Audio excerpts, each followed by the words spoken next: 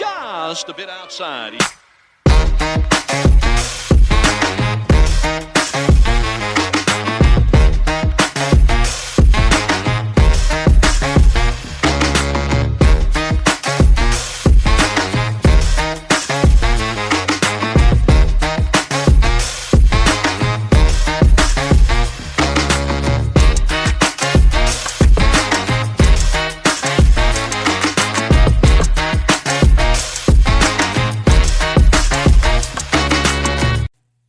And welcome to another episode of Just a Bit Outside. I'm your host, Steve Ely, and along with me, as always, my co-host, Wes Cook. As always. What is shaking, my brother? Another week down. I know we're a little late with this episode, so we'll come at you with a couple back-to-back, I suppose. Yeah. It's we had a little bit of technical difficulties getting this thing started, but here we are. Yeah, we'll get a little bit of trouble there, but we'll try to get back to a normal schedule now. Fantastic. Yeah, right on cue. A little bit of trouble. A little bit of trouble, and here we go. Mike arm wants to fall on me. Everything. Let's go. Man. What a day. What a day. This is what happens when you... What a time. The last month, really. I know. It's been rough, but here we are. We are back. We are late on all things football. Yeah. I mean, it's just work had a little bit of hiccup that kind of changed up the schedule for the last month, but we back. We are. We should be back to regular scheduled programming going forward. Hopefully get back to that weekly basis that we used to be on. So now that that's done, so it made us miss our, NFL preview. So now we're 2 weeks in. This thing is super crazy, right? How, just out of curiosity, how off would you be in your Super Bowl, in your NFL preview from what you thought would have happened? How off would I be? Yeah. I mean, there's surprise teams, right? I mean, we have the Saints that look like world beaters right now. Best offense in football at the moment. Yeah. 91 points in 2 weeks? Yeah. They look damn good. It's another surprise would be the Cardinals. Cardinals will look good. They have. I know Call of Duty's not out yet, so Kyler Murray's probably clicking on all cylinders. I mean, really, I think our prediction for the Panthers to suck is It's right. still on. Yeah. Minnesota looks good. Sam Darnold is impressive so far. Minnesota's defense, even more so. Yeah. It's still a very young season. To me, there's like a lot of surprises. I mean, all that you mentioned. I wouldn't have guessed the Ravens be 0-2. Seattle being 2-0. Yep. The Chargers being 2-0. Yeah, the Chargers. Granted, one of their games was against the Panthers, so yeah. I mean, that's a gimme for everybody, right? Yeah. Yeah. Yes, it is.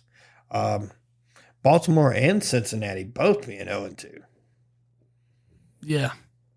And the surprising Pittsburgh Steelers being 2-0. Lord.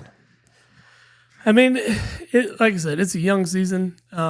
Teams are still putting it together, coming back from the preseason. A lot of starters didn't get a lot of clock. Absolutely. The preseason's completely different than what it used to be in the past. So, but guys that played in the preseason are doing well. They are. Derek Carr played in the preseason. Darnold played in the preseason. Well, that's what we're talking about. Like the preseason does knock some of the rust off for some of these guys. It does. And I get the reason why you wouldn't want to do it too. You don't want the early season injuries or preseason injuries, stuff that, will wreck an entire season for you. It's just, I think a couple of drives for starters, you'll probably start seeing come back because of how rusty some of these teams look in week 2. Yeah. There's just when every game in the NFL matters so much. I feel like you got to come out strong. Yeah. And you can't lit up to games you shouldn't be litting up. We could take the Eagles, for instance. That game was in the bag. And bad play, I mean, you can call it bad play calling, bad defense for sure. And that was bad play calling at the end of the game. Well, you let Kirk Cousins run down the whole field, the entire field in, a minute and 30 seconds? Probably less than that. Less than that, probably. But, you playing a stupid-ass prevent defense. But the thing was, he didn't do that all game.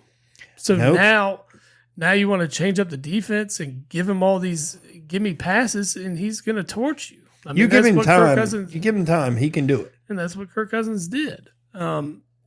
It was. I mean, Saquon catches that ball. We're not having this conversation. No one's absolutely. Talking about anything. But at the same time, why are they passing the ball right there? Instead of running the ball and running another 40 seconds off. You're not even asking that question if he catches the ball. That's the whole thing, right? Should they have run the ball? Absolutely. I agree. He should have run the ball.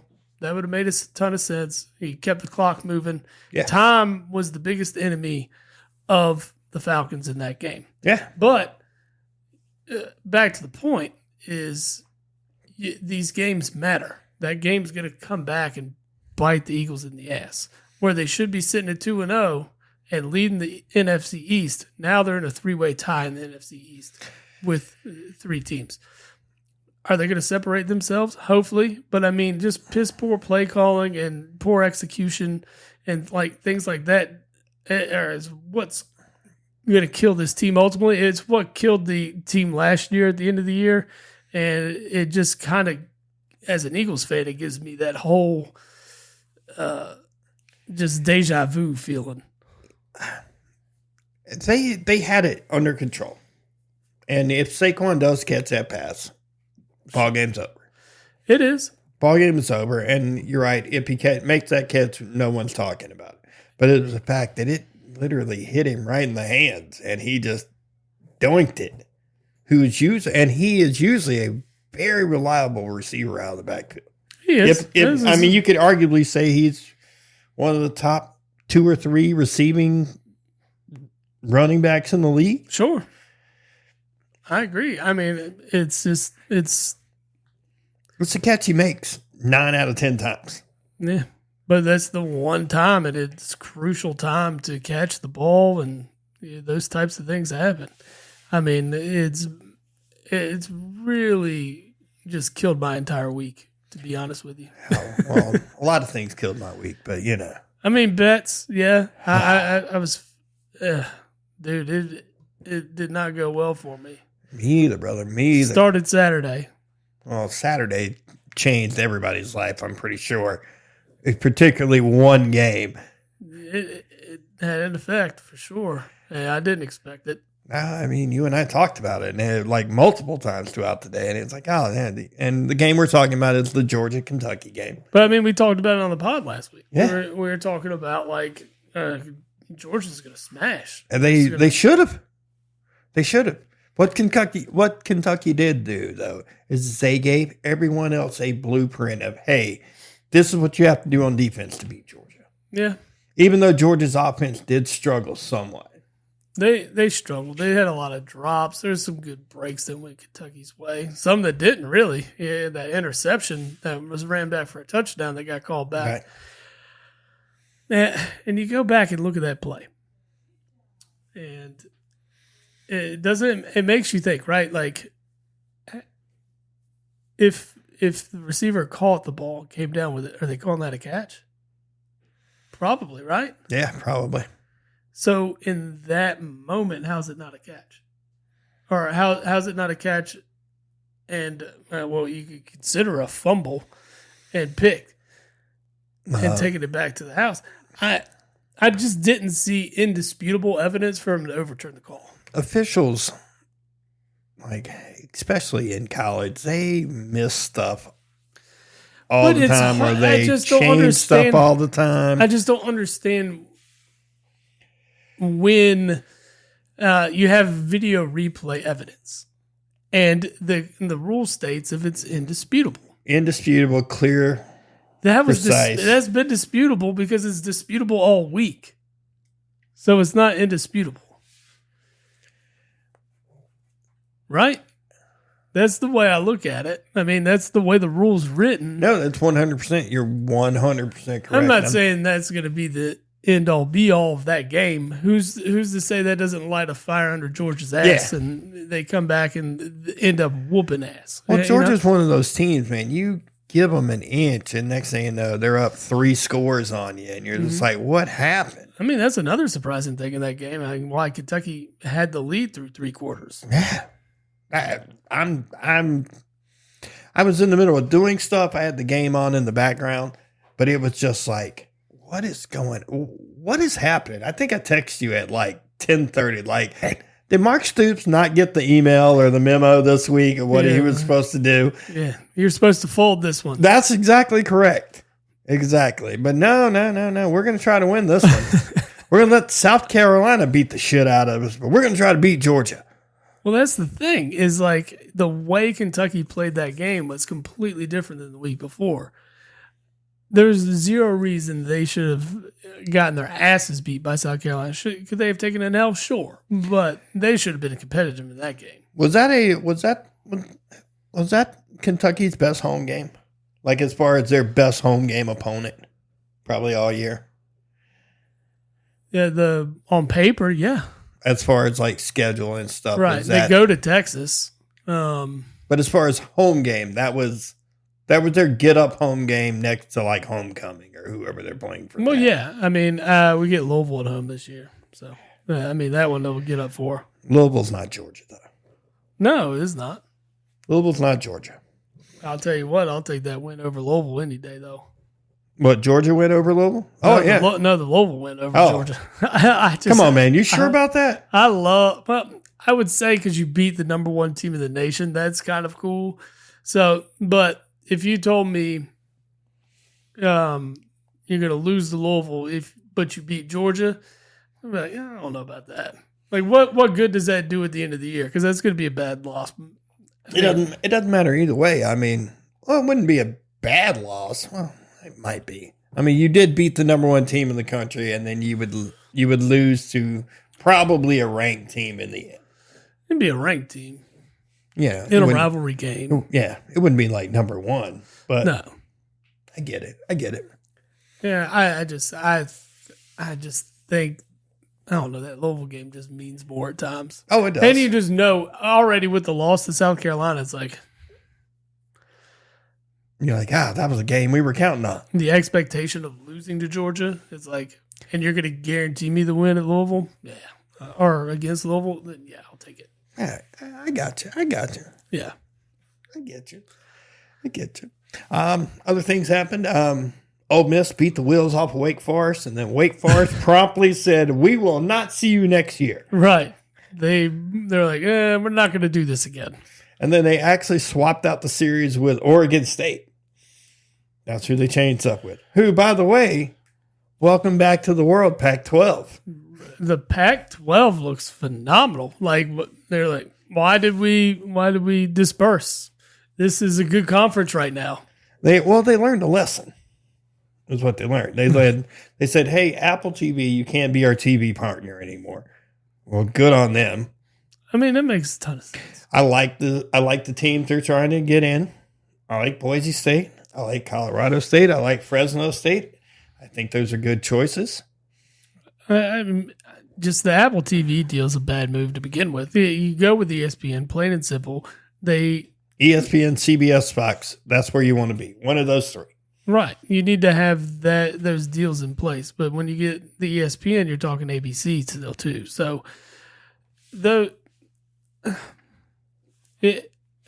when you're going with a streaming service in this day and age, especially when you have local affiliates with all these broadcast systems, we're not quite there for a streaming service yet.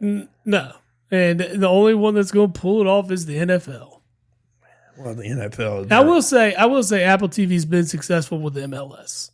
Like that's been a thing. But the MLS in terms of popularity is still maybe 4, if not 5th in the major sports. Well, you're looking at States. NFL firmly one.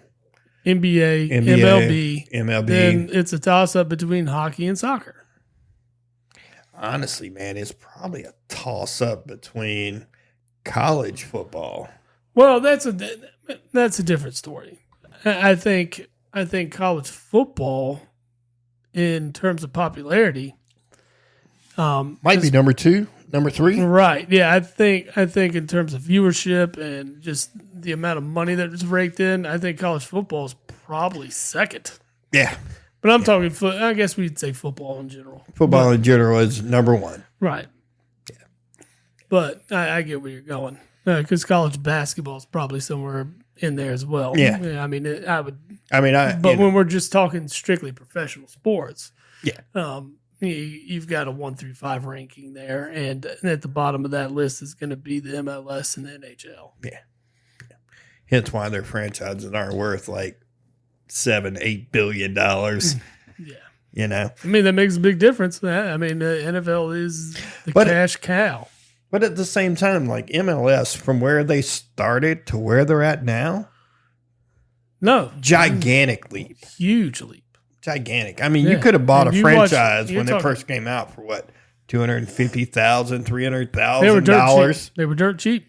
But, I mean, it did take a long time to get here. We're talking about, 96, 97 was when the MLS started. So, yeah. Well, almost 30 years in the making.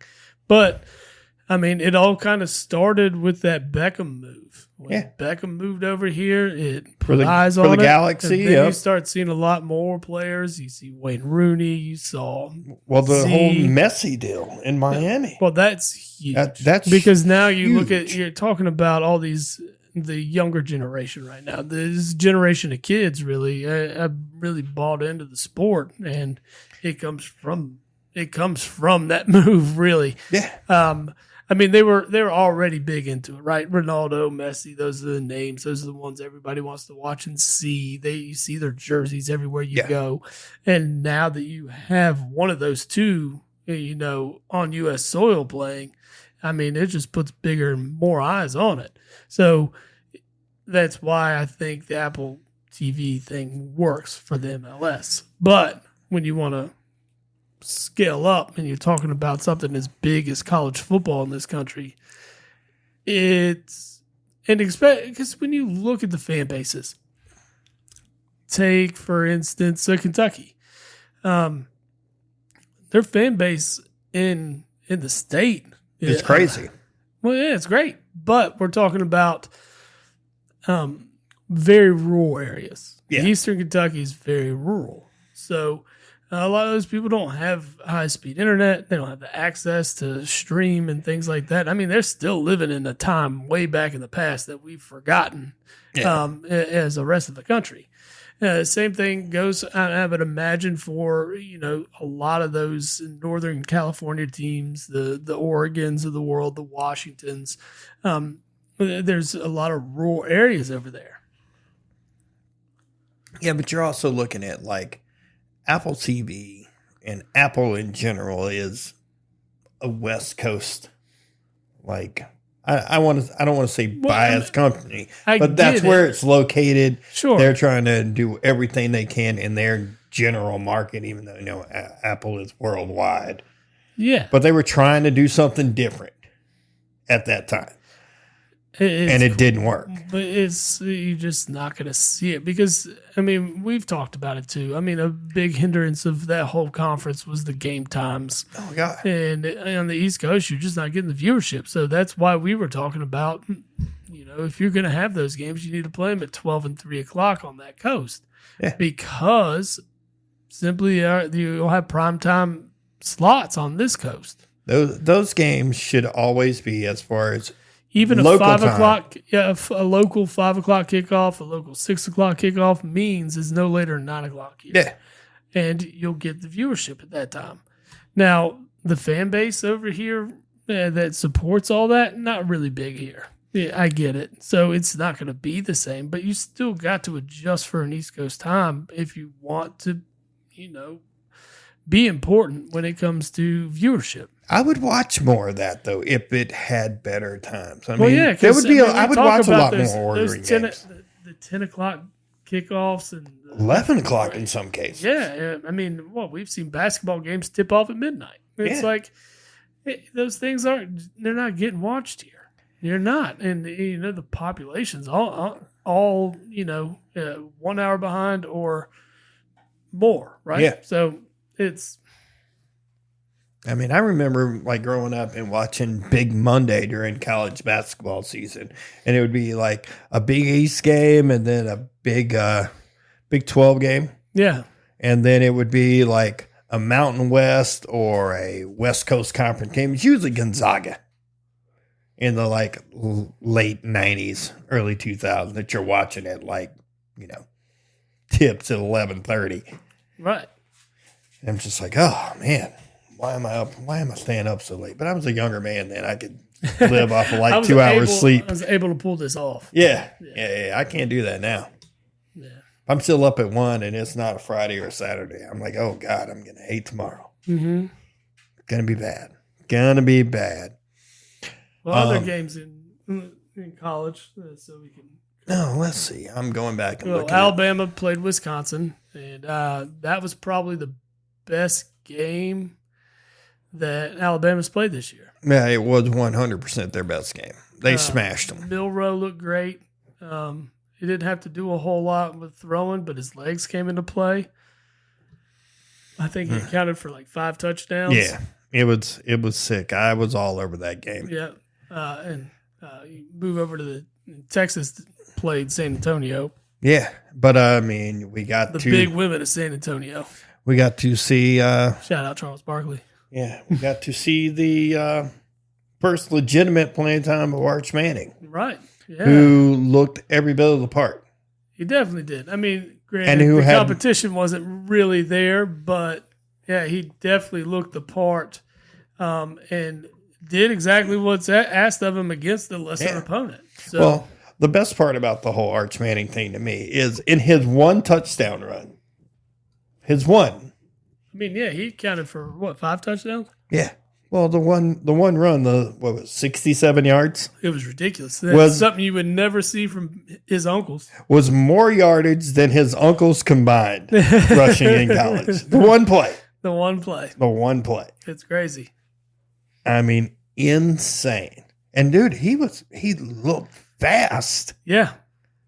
Like he looked every bit of, I don't want to say 4.2, 4.3. He looked every bit of 4.5. Yeah. I was thinking, easy. Because he outrran he was outrunning DBs. Yeah. No, he's quick. And like I said, you would think he's like, this isn't a mold of the Manning family. I still don't know. And it's crazy. I don't understand why he stayed at Texas. I am so baffled by that. I'm sure there's money involved. Oh, yeah, there's big money involved. I'm sure. I feel I feel like the family's probably in his ear telling him, loyalty is important. It is because look, Eli played for one team his entire career. Peyton played for 2, but that's because Indy wanted to move on. Well, and Peyton hurting his neck at that time put Indy in a position to get the next quote unquote generational guy. Sure. Which, he kind of was. I mean, when he came out, he was great. Andrew Luck was that. No, I mean, I don't blame him at all. You're looking at, hey, we got a chance to get this guy. But in order to get this guy, we've got to do something with our Hall of Famer who had won us a Super Bowl, who has been Mr. Indianapolis. Yeah. I mean, and the best part about it is, like, Peyton's like, understood. Hey, I know what you want to do. I'm down with whatever you want to do. Just, I want to go to a place that I could win. Did they straight out release him or did they trade him? I think they released him. They released him because he had a shot. He got the opportunity to go where he wanted. Yeah. Yeah. But I mean, I'm pretty sure there was already during that whole process, he was already he absolutely working. Loves Denver. Yeah, oh yeah. I think he still lives in Denver, if I'm not mistaken. I think he does. Yeah, I think he does. But yeah, I mean, back to Arch Manning, I think it's there's a lot more in play that we just don't know about that kept him there. Because, I mean, no matter what, he's starting next year, right? And we're talking, 13, 14 plus games for the kid. And yeah, but here's the thing. And is that enough to push him into the league? It could. I'm not a huge fan of it. I've said it multiple times on this show that I don't trust guys that start 1 year in college. Right. And yeah. the history has stated it doesn't translate work. Yeah, it doesn't translate well into the league. No. I mean, the jury's still out on Anthony Richards, and but you saw the first 2 games. People are questioning his ability. Yeah. So, he looked better last year in the first couple of games before he got hurt than he did this year. Well, but you're also talking about teams have game tape on them. That makes it a lot easier to plan for than looking at a college game film and saying this is how they're going to run here in Indy. Well, the improvising in college is a lot different there than it is in the NFL because guys in the NFL are faster. They're faster. They're stronger. We're seeing it right now with Caleb Williams still trying to adjust to the NFL speed. There's some scrambles. He's like, oh, yeah, I did this stuff in college. I'll be just fine. And no, you're taking a 15-yard sack because that 300-pound defensive lineman isn't. He's not moving at 5-second 40. No, he's not moving at a 5'8", 5'9", 40. He's moving at 4'9". He's going to get you. I mean, even the worst teams have fast guys on them. Right. I mean, I'm pretty sure we're both in agreement that Carolina's probably the worst team in football right now. No, I mean, we talked about it before the year. We knew the Panthers were going to be the worst team because there's so many holes to fill, and then the only way they were going to fill them, overpay. Overpay for marginal talent. One, you're going to have to overpay. But the other thing was you could fill it through the draft and pay at a reasonable rate and develop players as you get better. But now you're not even in that situation because the last 2 years of your drafts have been spoiled and given, to the Bears. Absolutely. And why do you think the Bears have been able to amass so much talent? Now, is it translating immediately? Not exactly. No, Caleb Williams just looked very pedestrian. Right, but this is still game 2. So there's still plenty of time to see that offense evolve into something more. I would like to it. I mean, I've never seen, we've said this multiple times, I have never, ever seen a rookie quarterback be set up with such the players around, talent around him. They are set up for success. Offensively, yes. And the defense is pretty good. The defense is played very good considering. Right. I mean, Caleb celebrating the first win of the season. He only threw for 70 yards, drove me crazy. I'm like, dude, you didn't do anything. Yeah, calm it down, buddy. Will Levis was Chicago's best quarterback that day. He was. Okay? So you need to just slow your roll. How about let's not worry about what color your fingernails are and worry about who's open on the X route. Right. Let's worry about those things. Yeah. But what? I know we keep wanting to get into the NFL, but let's back to week 3 of NCAA. Probably the best game of the week was surprising. Boston Colleges look good, right? And they play a very good Missouri team. Gave Missouri everything they could handle. They did. I was shocked. I think my original bet is I took Missouri to cover the spread. I think the spread was 14.5. I expected Missouri to roll them. Yeah. And they didn't. And then I realized that's where Bill O'Brien is. Yes. He's in Boston. Mm-hmm. And Bill O'Brien, the coach, is very, very good. Yes. Bill O'Brien, the GM, not so great. No. So, as we saw in Houston. Yeah, we'll see more. I mean, I don't think he'll be at Boston College very long. No, most likely not. Someone's going to steal him away. You're going to have jobs that open. How come his name is not up for the Florida job? Florida State, yeah. Ooh, yeah. Both of those guys, or both of those teams, are going to probably be looking for a new coach at the end of the year. I don't think Mike Norvell's going anywhere yet. No? Nah, I don't think you go from an undefeated season to struggle the way they are. The reason they're struggling is But you're at a point now where you got to say, we got to make a move at quarterback. Yeah. I would rather go with someone else than leave DJ in there. DJ has looked awful. Right. Which I never understood him going to Florida State. Like, Florida State didn't see him enough when he was at Clemson to know, yeah, he's not the guy. Yeah. I mean, there's just he looked good at Oregon State. When I say good, he led them to, 8-3, 8-4. I think they got 9 and wins. 5. Yeah. 9 and 5 last year Yeah. or something like that. It's still 9 and 5. But you're talking about a guy that had to go against the likes of Oregon, USC, Washington last year. Not really as good defenses No, as he's seen so far in early on in Florida State. I mean, you get Georgia Tech, who, in my opinion, actually surprised everybody in that game. I didn't see that coming at all. And then they turn right around, lose to Boston College, then turn right around and lose to Memphis. Which the Boston College thing was a little more surprising to me than the Memphis was, because people have talked about Memphis possibly being that group of 5 team that actually makes the playoffs. But no one expected Boston College to play at this level. No, not at all. But you saw on the road at Missouri how well they played. I think it says a lot about this Boston College team. Yeah, it does. It does. Yeah. A lot of teams took on cupcakes this week. Tennessee played Kent State, just absolutely demolished them. They had 37 after the first quarter. Oh, yeah. I had the Tennessee minus 49.5 in that one. That was a good bet. It was. We mentioned Texas already. Miami played Ball State and ran away with that one. Yeah. Then you had but NC State struggling with Louisiana Tech. Yeah, that was a bit surprising to me. Oh, man, I was not happy about that one. I think it was a bit of a letdown, from just just being demolished the week before.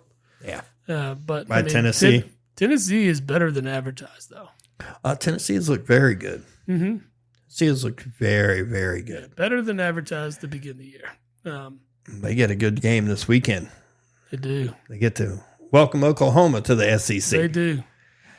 I'm worried about that game. I think Tennessee could absolutely smash Oklahoma. The way they've been playing, it would not be surprising. Michigan struggled with Arkansas State this week. Yeah, for a minute. LSU South Carolina was a good game. That was a great game. They came down to a field goal. It was a great game. I was glad to see LSU pull it out. Just because, like I've mentioned before, I don't like Shane Beamer. I get you don't like Shane Beamer, but at the same time, I'm not a huge fan of no one is of Kelly. No. Brian Kelly is not my favorite either.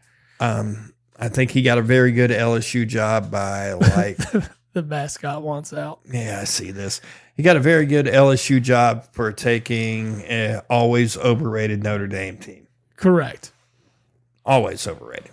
They haven't been really, really good. But I got the mascot. Come on, mascot. Let's go.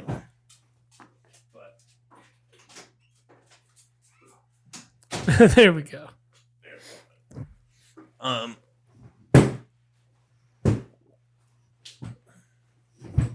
Go ahead and finish my beer. I'm going to slide that over. See if the beer maid will come in here and refill us. There she is. Oh.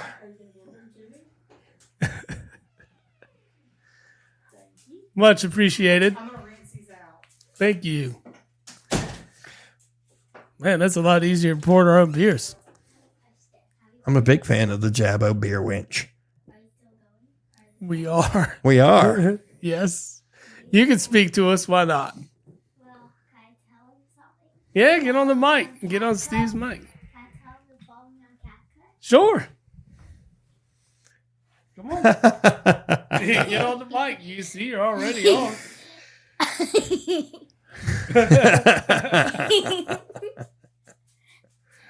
Lord. I don't know what to say.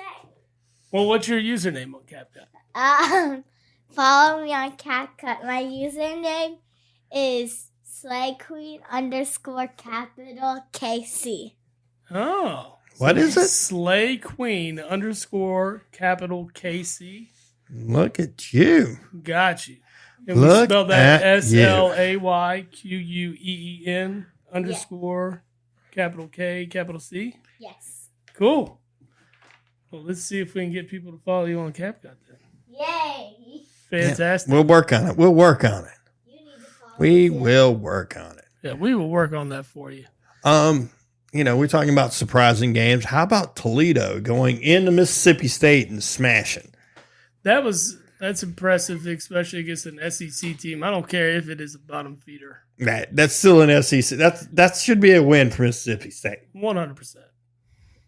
That's what they were brought in there for. That was supposed to be one of the wins that Mississippi State looked at the beginning of the year and said, check. Well, And- look at all these teams winning money. Look at Northern Illinois is getting paid $1.4 million to go into Notre Dame and beat them. Mhm. Toledo the same way. Somebody else, Memphis going into Florida State, beating them, probably got paid a pretty penny for it. Mm-hmm. Just Lord, man. You can't take these games for granted. Look at Vandy losing at Georgia State. They're an SEC school. Granted, they are usually their bottom feeders. Oh, well, thank you. Anytime, sir. I only spit in it 3 times. Sweet. I like it. I love a spit in beer. Hopefully you got it. All right. Sad part, it ain't going to keep me from drinking mine, though, so. Absolutely not. No way. I've had worse things happen to me, so. God, let's tell them. Oh, we'll pass on that. We will pass on that. All right. So this week starts on, at least college-wise, in the top 25. You got a pretty solid matchup on Friday night. You got Illinois, who's undefeated against Nebraska. That one takes place in Lincoln. Baby Patrick Mahomes has looked the part so far. Looked very good so far. Yeah. Looked very good.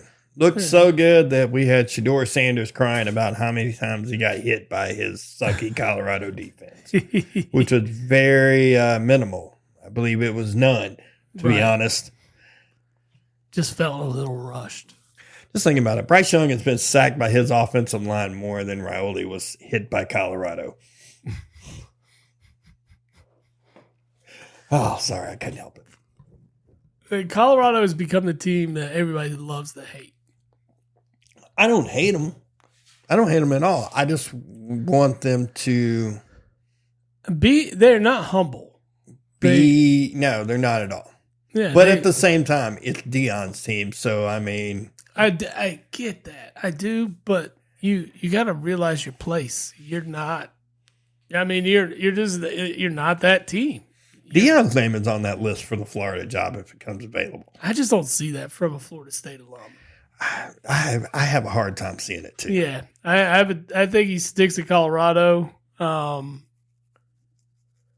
probably for another year or two. Depends on if Jerry Jones calls him.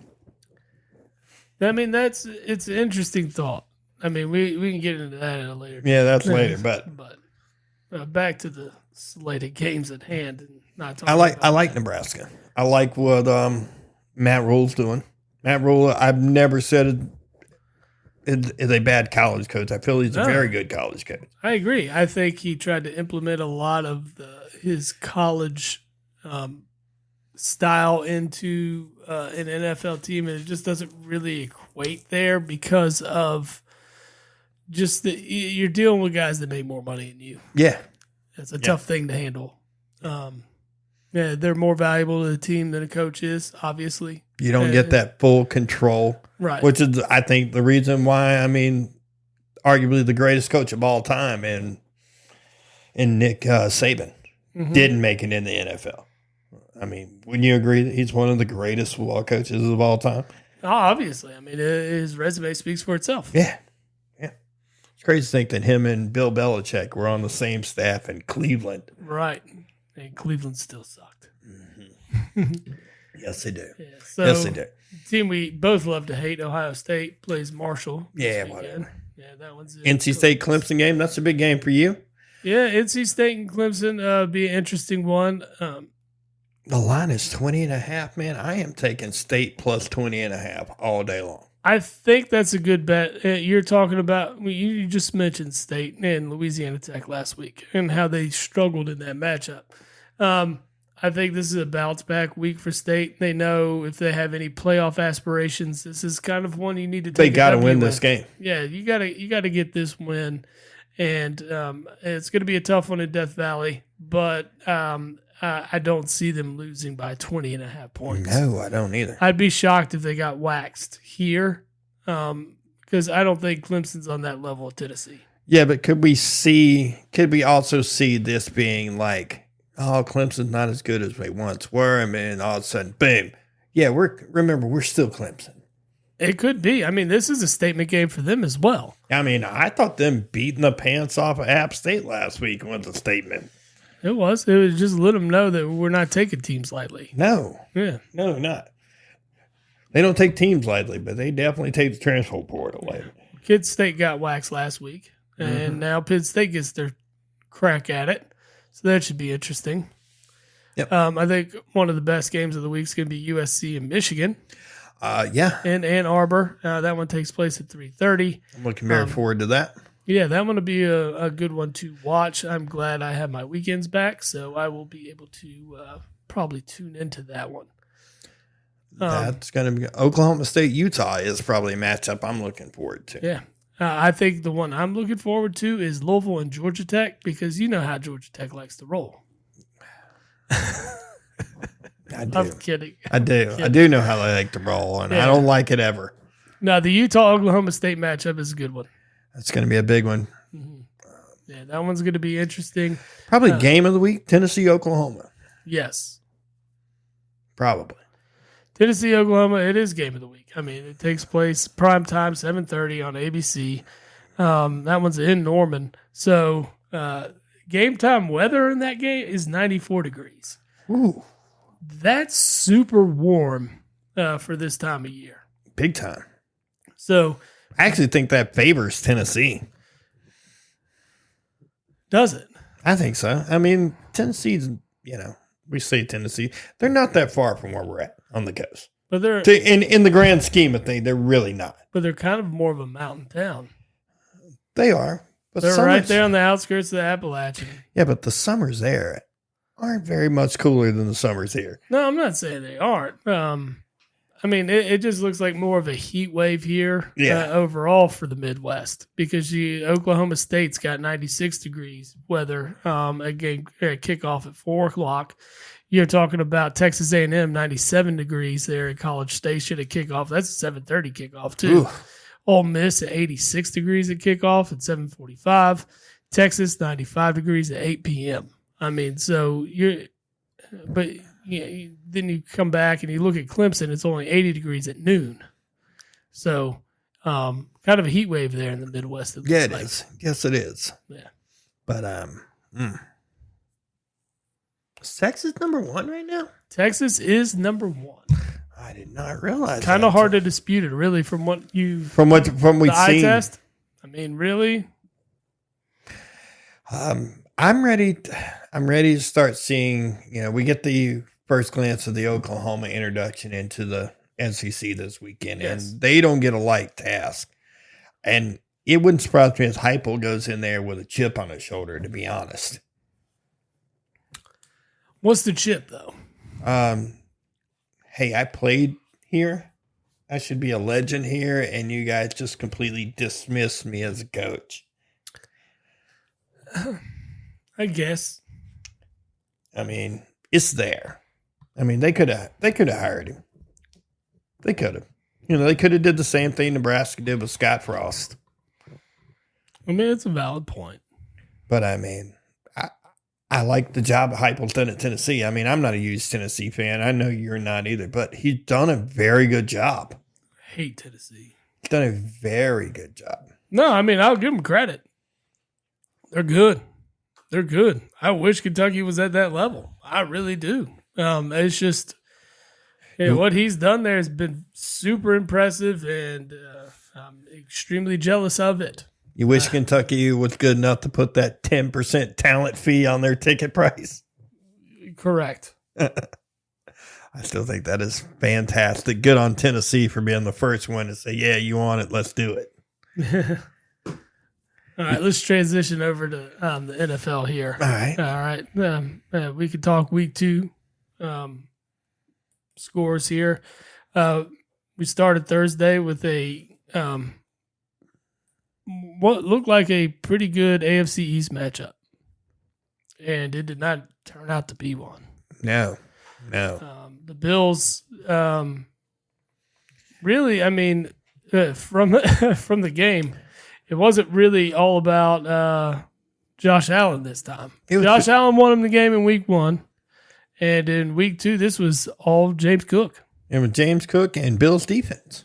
Yes, the defense was great. I mean, the hit that Tua took, That was on him. He's got to learn to slide. well, he should have. Well, I mean, me personally, I think he's done. I just don't see how anybody that's had 4 concussions like that. I mean, it's notable concussions. It seems like you'd blow on this dude. He straight up goes into full blown like rigor mortis, like concussions. Like he is like out. And when you talk about concussions, the first one leads to the second one to be easier. Yeah. And the next one's going to be easier. Everyone after that is easier. Because even the hit didn't look that bad. It didn't. It did. I mean, it was a big hit. Don't get me wrong, but it didn't look like it was one that would knock out most people, right? No, it didn't look that bad. And when you got hits like that knocking you out, it's not good. It's not for a quarterback. Not for a guy that has the ball in his hand more than anybody else. Not good, man. I mean, Tua was my fantasy quarterback, and I dropped him. As you should. Yeah, I just don't. I don't see him. Well, he's on the back IR, so he's done at least for 4 weeks. Yeah, and they had the bye after that, so he won't be back till week 7, week 8? Yeah. If he comes back then. I just don't see him coming back this year without a lot of serious conversations with neurologists and things like that. As a doctor, how do you look, man? You can't okay it, right? You can't say, dude. Can you go play more? Yes. Should you probably go play more? No. For your long-term health? Yes. Like, if you see this guy come back and he takes another hit like that, or just another hit that knocks him out, I mean, if he gets another concussion, could kill him. They could. I mean, we're going to be talking about this could be another one of those Junior Seau moments, right? Yeah. In 20 years, Absolutely. we hear this guy's killed himself. Yeah. And it's all because his mind's not right. It's just.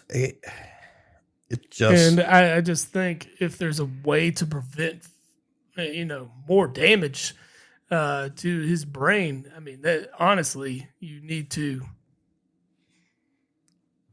You need to take a step back. I mean, your livelihood is and your health is way more important than this game. I saw a quote on Instagram, and it was saying this is what Mike McDaniels had said to in their conversation walking off the field is like, hey, man, you're the quarterback of your family, and that's what you need to really think about.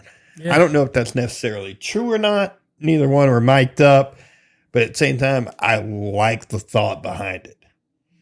I mean, if doctors come in and it's like, hey, you can't play, he still gets like 100. I sent it to you, what it was, 112, 120? He's going to get the money if a doctor. Yeah. If basically, if he gets medically retired. Yeah, he's going to get 100. I think it was 124 million or something. Yeah. He'll be fine. Yeah, he'll be fine money-wise. He's already pretty much. Yeah. Fine. I mean, however, it's just, I get the competitive nature of the game and playing the sport your entire life and then not going out on your own terms, right? Yeah, but that's a difficult thing to accept.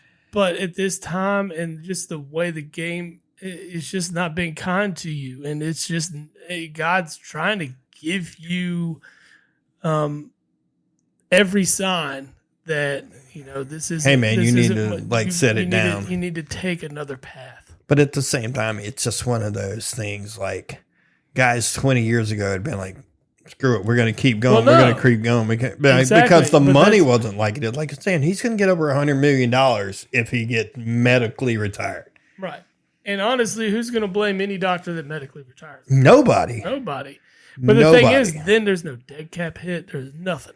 No. You can. I know it sucks for a fan base and a franchise that you got to start over with a different quarterback and go a different route. But I mean, we're still talking about a life here of somebody, and not the business. Gonna be a it'll survive. It's going to be a full circle turn for Ryan Tannehill. Is that who's going to? I don't know End who up the there? backup is there. It's that Thompson guy who I have no idea who it is. Okay. But I'm just like, yeah, no, you got to have somebody. I mean, in all essences, they have a team Yeah. that is built to win right now. I mean, Now. There's opportunity here.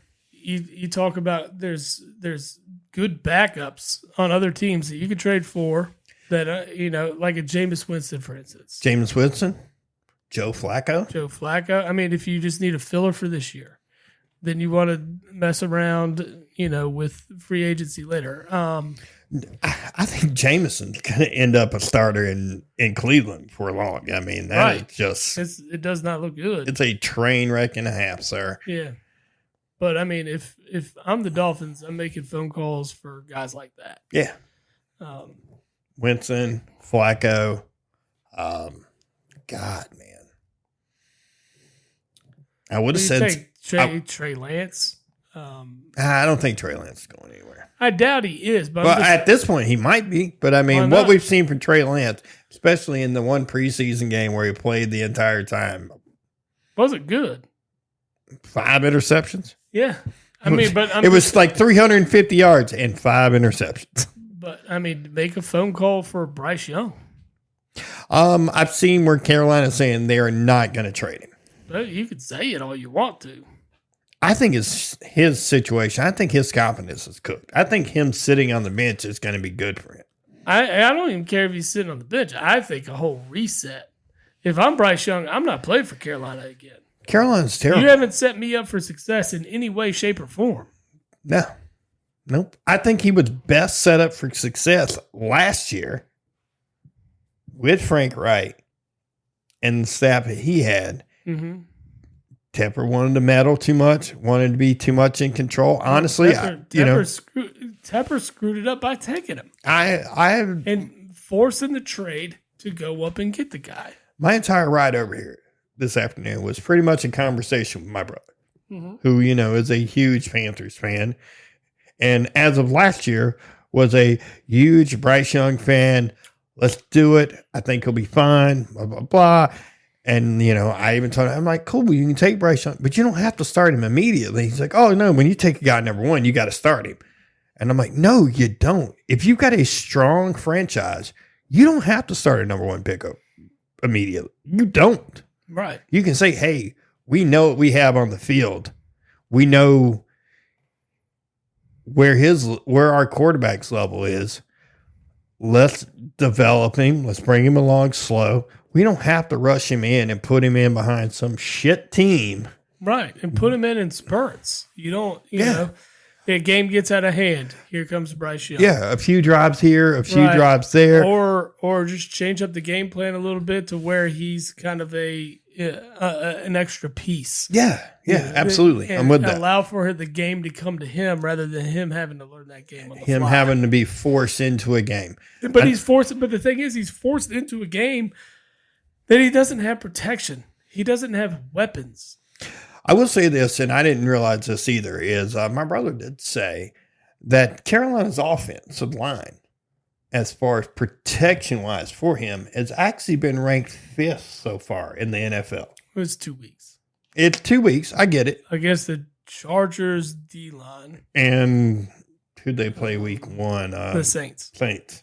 Saints. Who smashed them. Yeah, the Saints were all over him. Yeah. But I mean, Well, actually, his own player was all over him in that game too. Moten. Lord. Yeah, But no, I mean, that's just the way it is now. But, we talked to this ad nauseum last year. Like, I'm not I don't think you have to draft a guy and start him immediately. no, You get these guys, you get what Shroud did last year.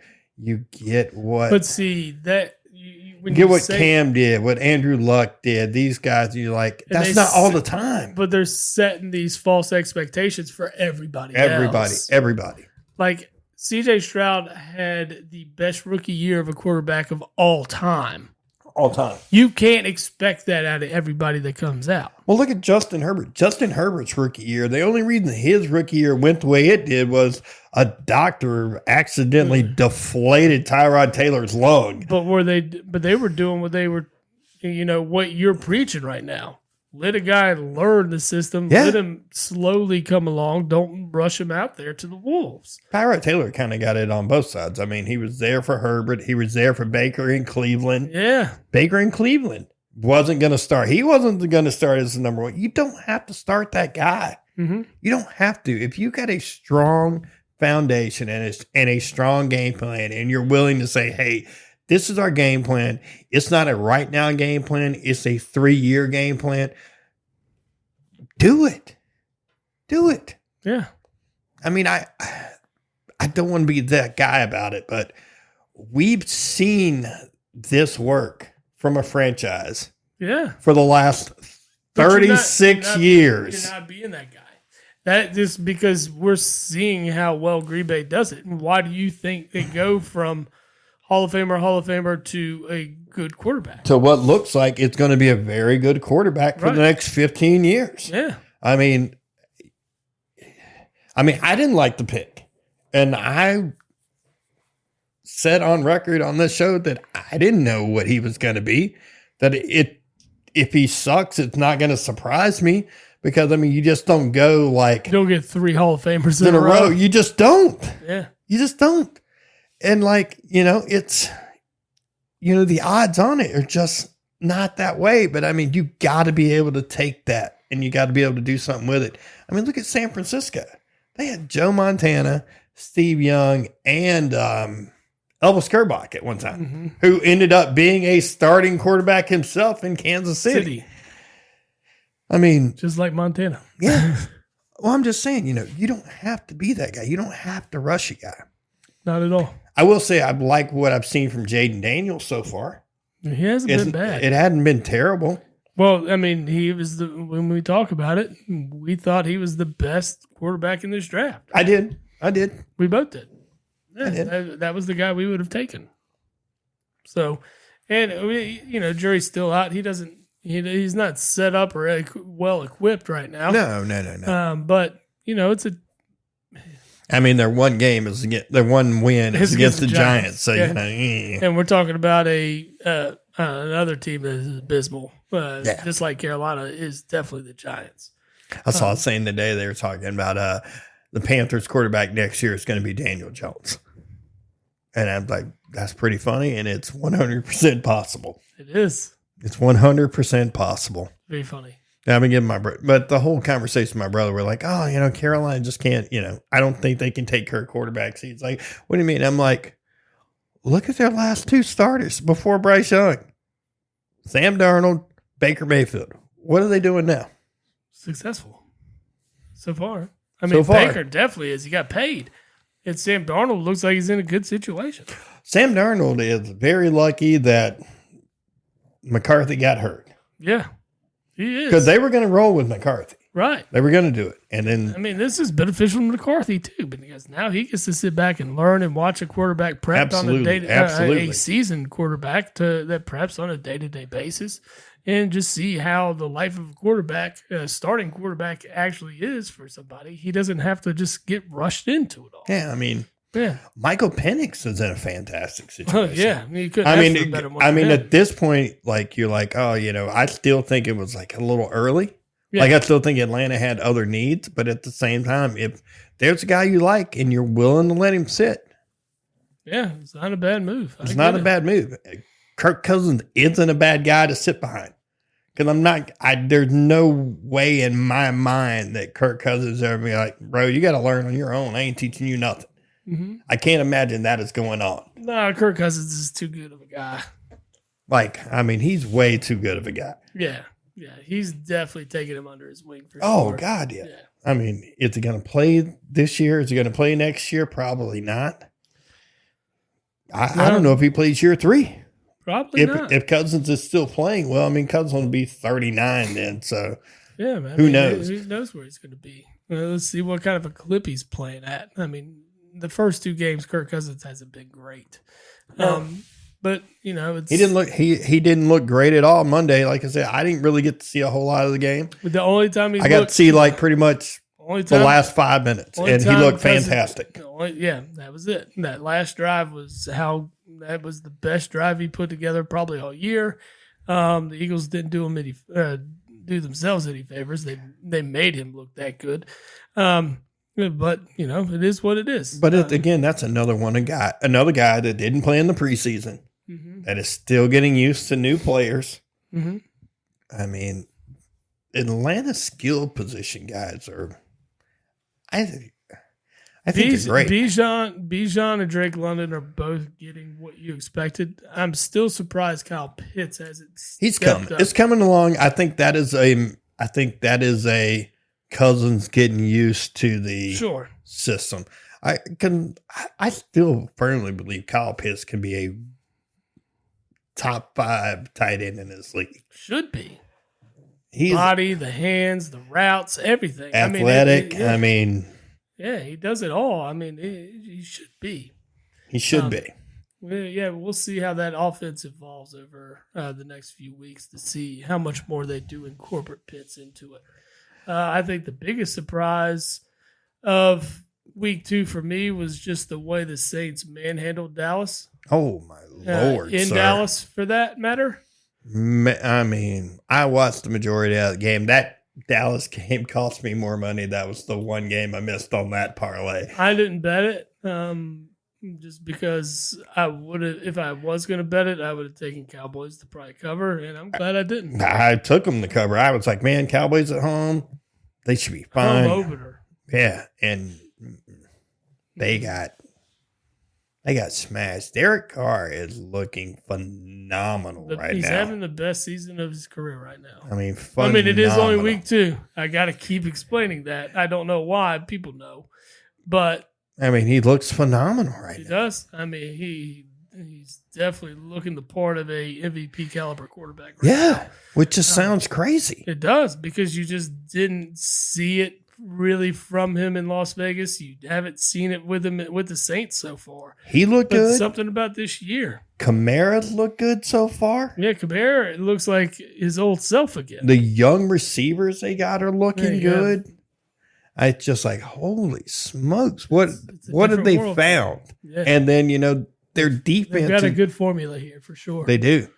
They do. Yeah. So the Bucks, another surprising team that we've talked about through week 2. They took the Lions on head to head and Went in Detroit and won. Went in Detroit and won. Baker looks very good.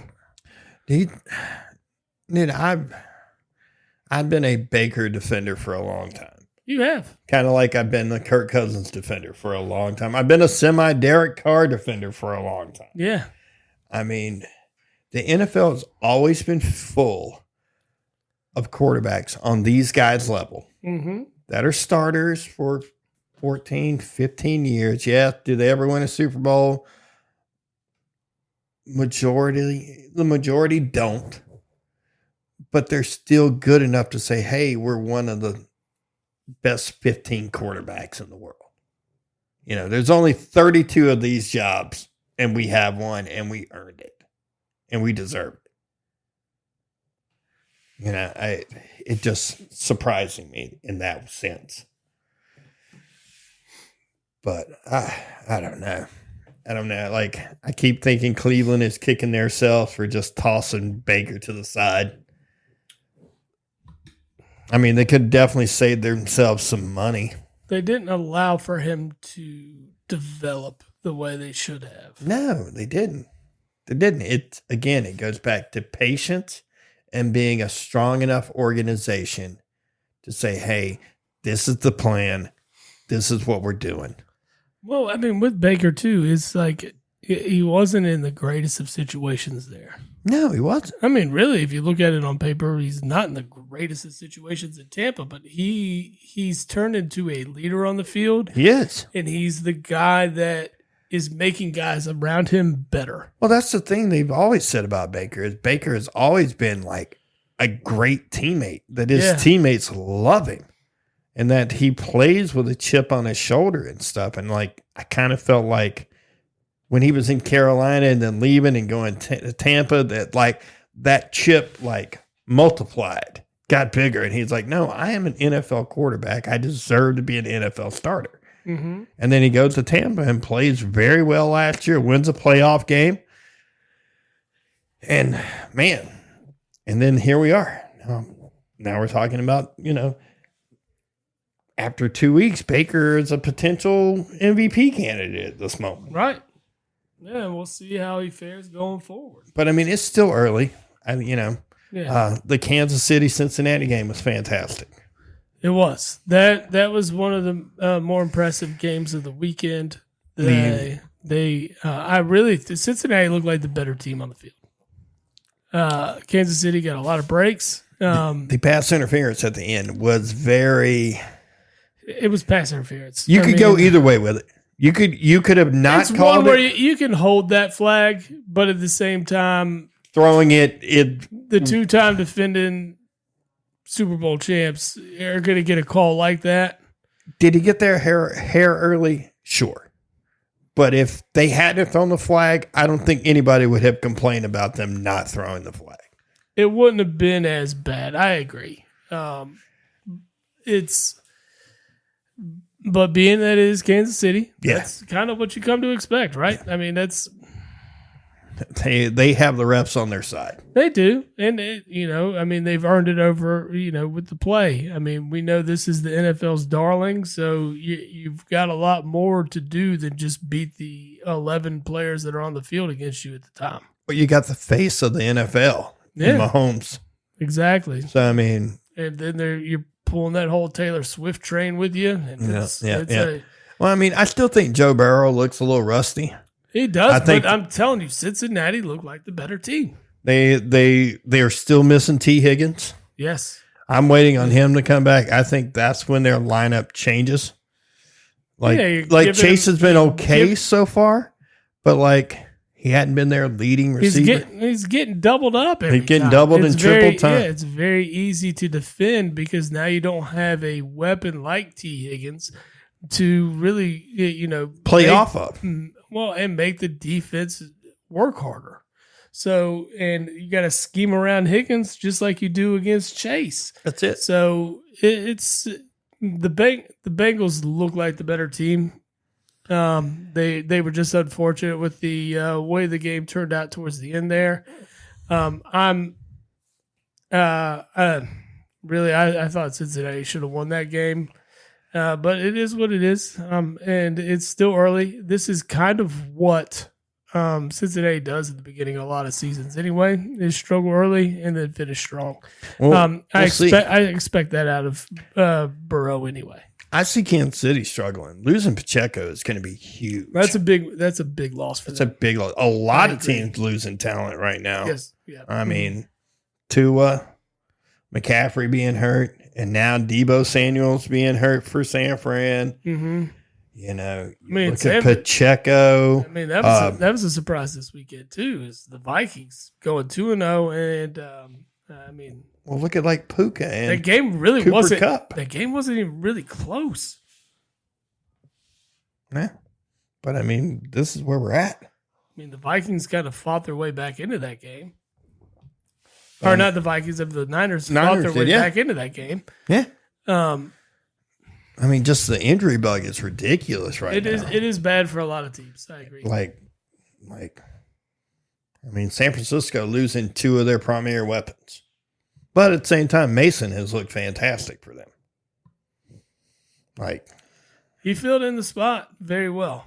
I mean, you and I both know what's going on with that. I mean, we did drafts where we took CMC number one, which everybody would. Yeah. Everybody and anybody would. Then he hits IR. I mean, In one of my drafts, I have CMC. I was the first. I had the number one overall pick. I took CMC. I was fortunate enough to pick up Mason.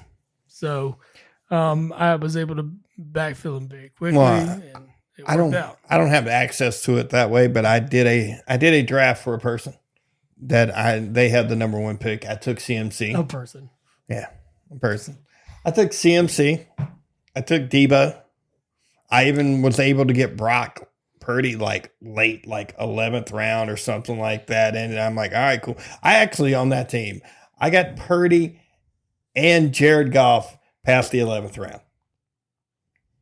It's not a bad move. No, well, I wanted, and I tried to explain to him, like, I always like to get a wide receiver quarterback combo on my team. I generally try to do it.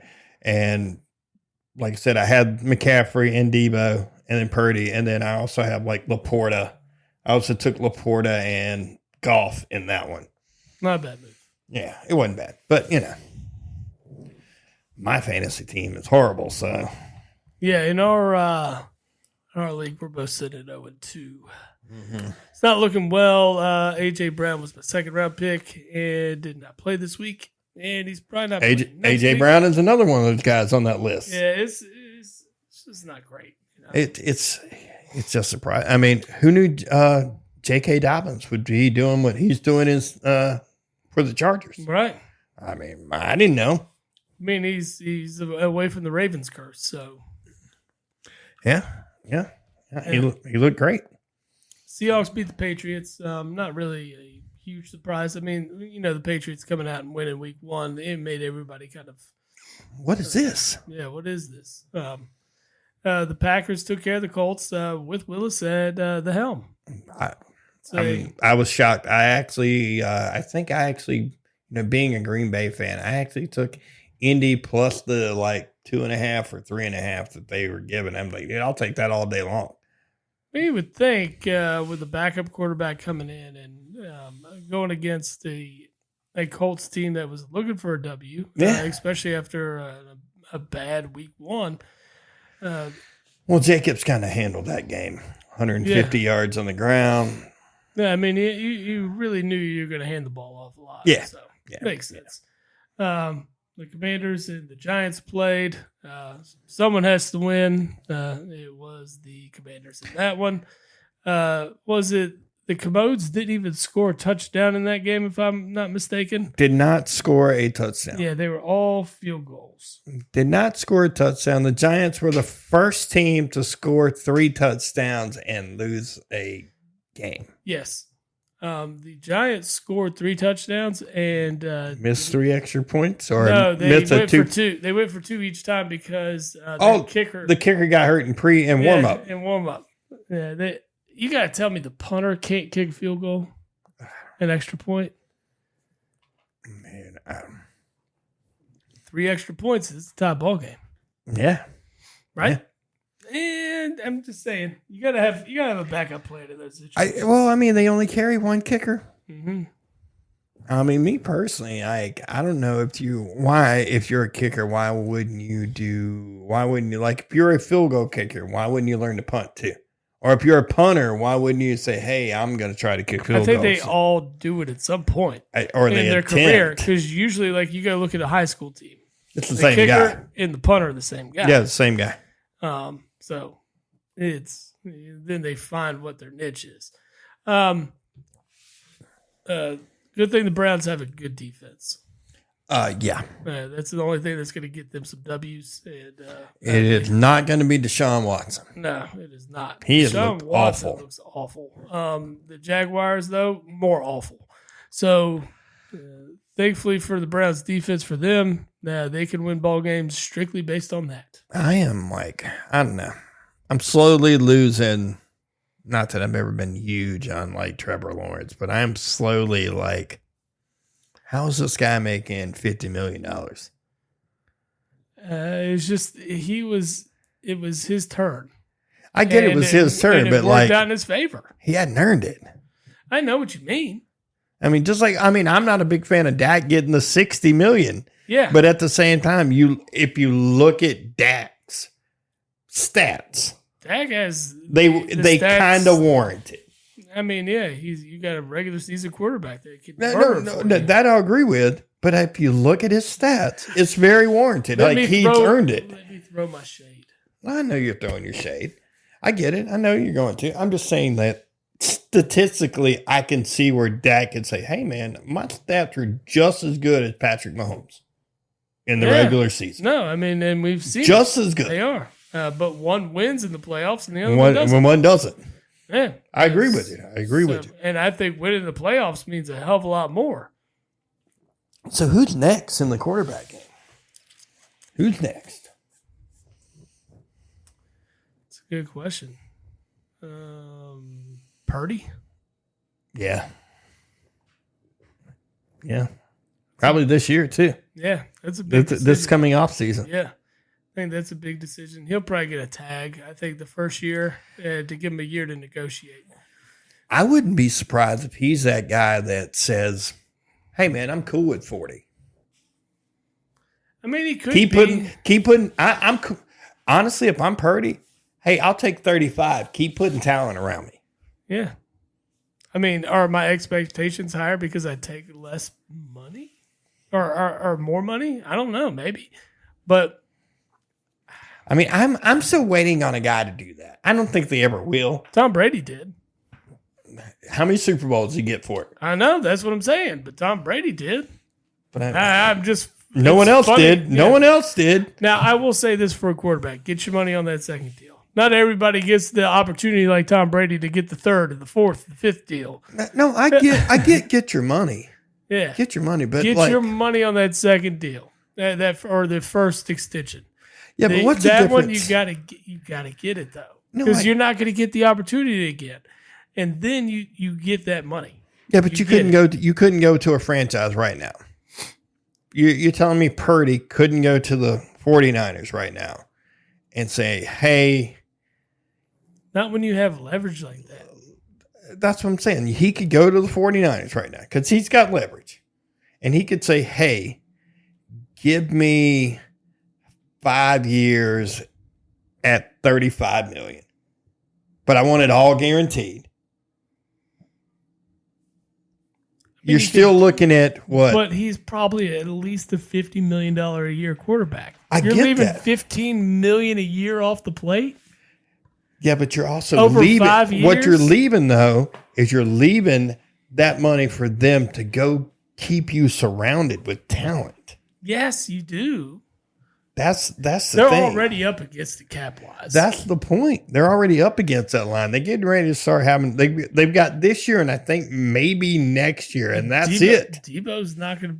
I mean, you're going to lose Debo. I mean, look at Ayuk. Ayuk is Even like, if- oh, But Ayuk got signed. he did. I actually think Debo was more valuable than them than Ayuk is because Debo does more. Hold on, aren't you the Ayuk backer? I like Ayuk. He's still, in my opinion, he's a number one receiver. But I think Debo is more important to them for their scheme that they run. No, I get it. So,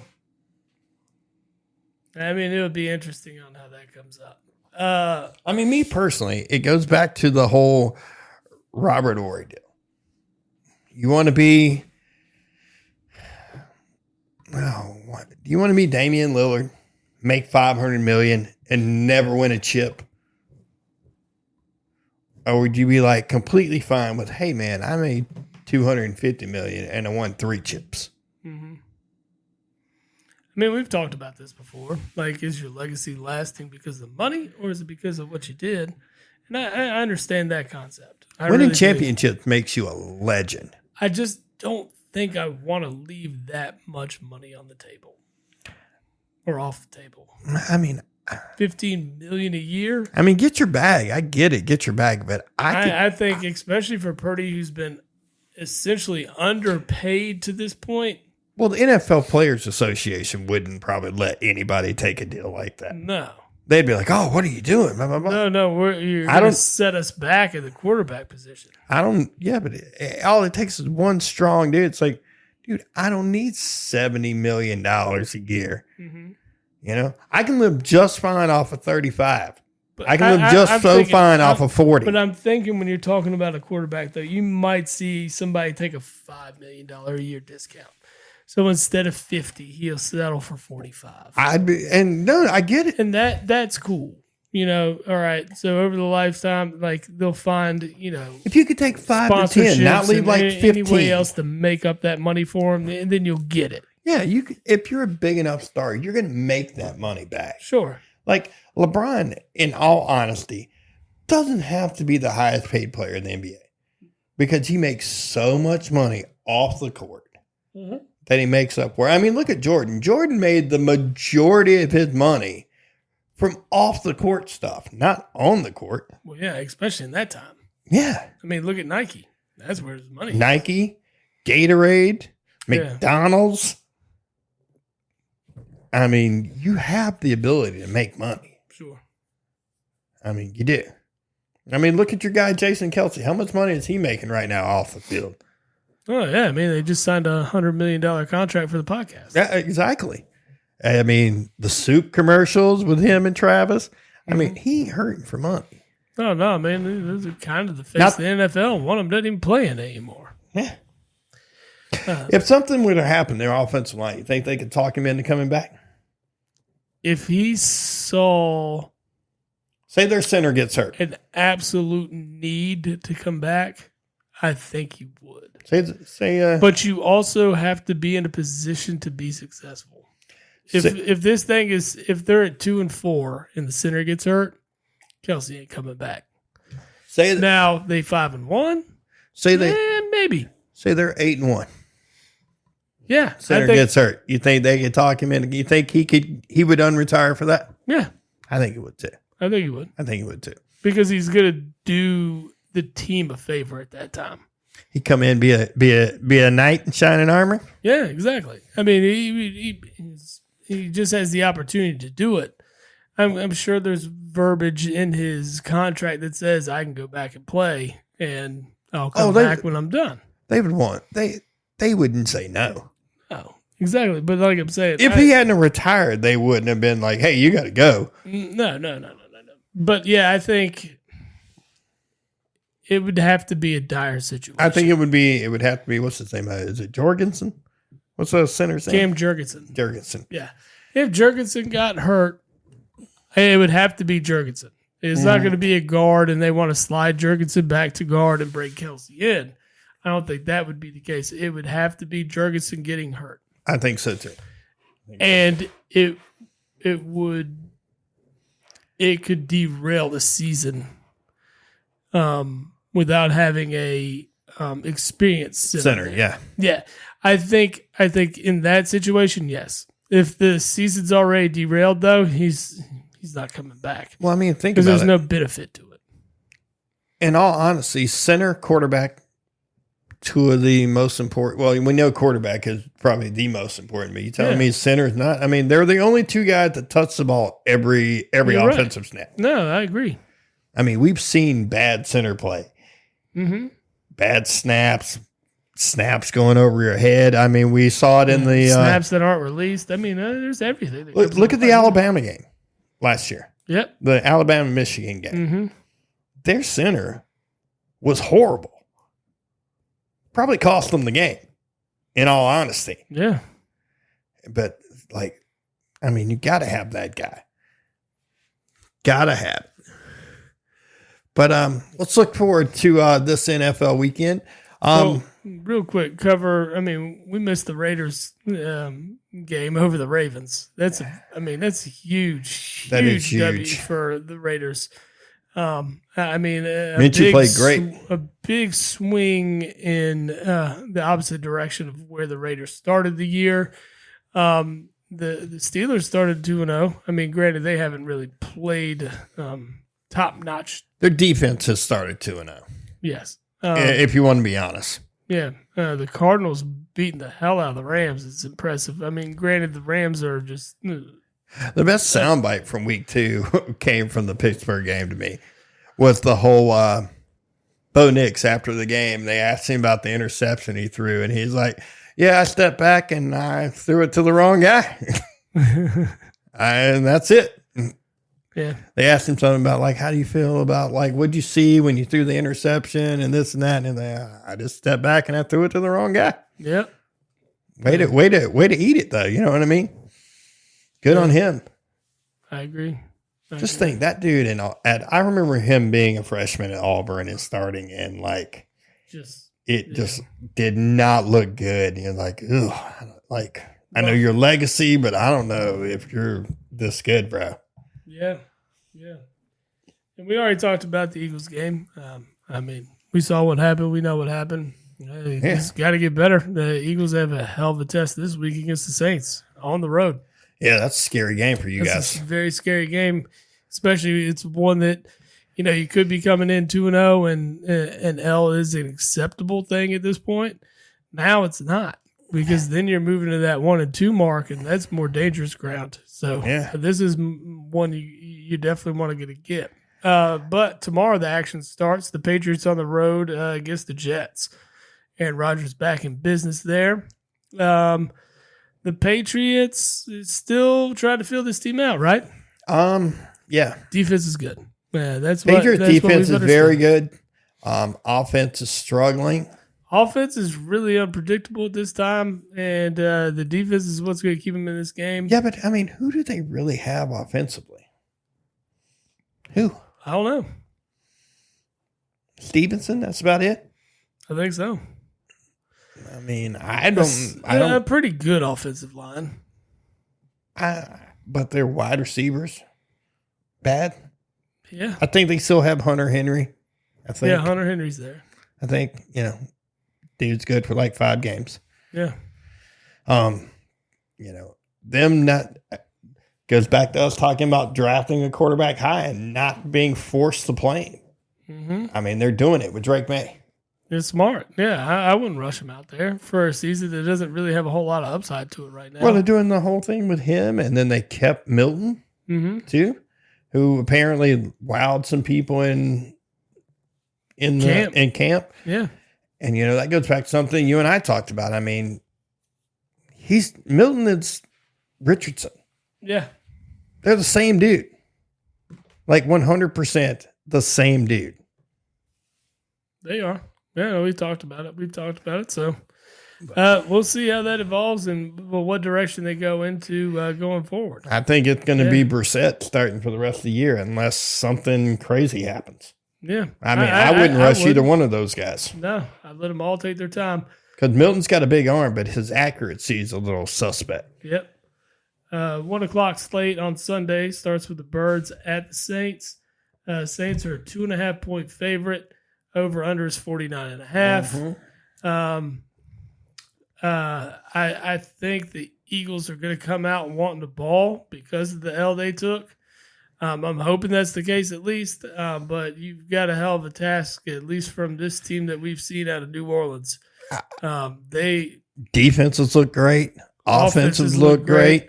And the way that offense has looked and the way the Eagles' defense has looked. Especially in the secondary. Yeah. But New Orleans only minus 2.5 is looking all right. I would probably take the minus 2.5. Yeah. The next 1 o'clock game, the shitty Giants against Cleveland. Yeah, good defense. So don't look to see the Giants score a whole lot here. The Browns' offense is pretty bad. The over-under is only 38.5. I might even take the under on that one. I might take Cleveland minus 6.5 and the under. Yeah, I think that's probably a good bet right there. I'm not going to lie. I mean, I'm looking at it hardcore. Your Packers are on the road this week at 1 o'clock in Nashville, Tennessee, taking on the Titans. I think this one, really with the Packers being able to handle the Colts the way they did. Possibility of Love playing this weekend. Yeah. I wouldn't rush him back. I wouldn't rush him especially back, and but not if for Love this- is playing, I will take the Packers plus the 1.5. Tennessee's a 1.5 favorite. That's what I'm saying. Yeah, the How? over under is even less on this one. It's 37.5. How are they a 1.5 favorite? It's a home game for the Titans. I don't see how. I mean, Vegas is smarter than we are, apparently. I don't see how they're a 1.5 favorite. No, I'm taking the Pack to cover for sure. Absolutely. I might take the Packers straight up on the money line. Mm-hmm. I just don't see the Titans as being a very good football team. Nope. You got Josh Jacobs that's going to be able to do pretty much what he wants to in this game. Yep. Give me Josh Jacobs and the Pack right there. The Bears take on the Colts in Indy. Indy's a point favorite. The over-under is 43.5. Richardson hasn't proved a whole lot, and the Bears' defense is pretty good. Bears defense has played well. Yeah, It's the The Bears need to score points. Well, the mistakes have all been coming from their quarterback. 4 interceptions through 2 games. It's not good. Well, he threw, 3 the other night? So And they were bad. It was like, hey, I'm trying to force this ball into triple coverage. yeah, I mean, I don't see how Indy's a point favorite here. That's probably one to throw in the parlay there and take the Bears in the money line. It's a good chance. Yeah. Good chance. Your next game is Texans at the Vikings. This one's going to be good. I think This is interesting. Houston's a 2-point road favorite. 46.5 is the over under here. CJ Stroud, picking up where he left off last year. I like Houston -2 in that one. I think I do too. I think Minnesota kind of comes back down to earth a little bit because Houston's defense isn't slouchy either. No, they're good on both sides of the ball. I like the pick there. Yep. Chargers on the road against the Steelers, both 2-0 teams that no one probably expected to be. Pittsburgh's a 1.5 favorite. 35.5 is the over under of this one. I would probably take Pittsburgh money line. I don't like the -1.5. And what's crazy is I really like the under.